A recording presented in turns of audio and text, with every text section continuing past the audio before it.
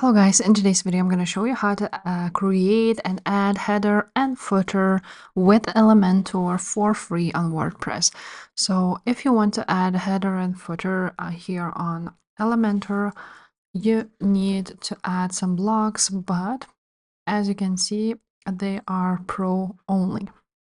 So we cannot use that because it costs and we don't have Elementor subscription. So what you want to do is go ahead to your WordPress dashboard and go ahead on plugins and add a new plugin.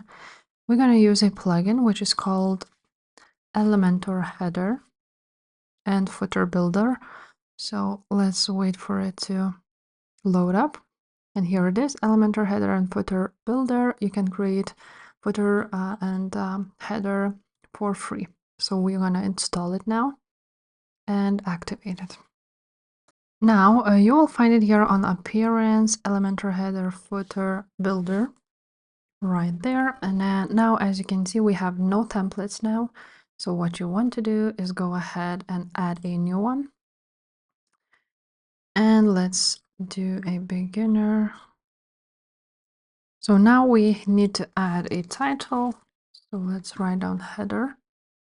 And now, as you can see, you can add them right there. Or you can also go ahead and edit it with Elementor.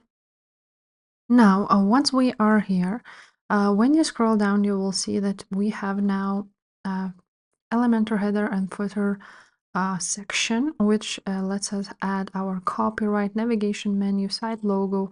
So we can actually go ahead and add it right there. We can customize it, add our own logo, for example, right there. Make it small. And just like that, we can play with it. We can change a lot of things here. Now let's go back again. And like that, we can add a menu. We can also change our layout, so we can add it at the end and drag it somewhere here. And just like that, you can add lots of things to your header. The same goes with the footer. You can also create one.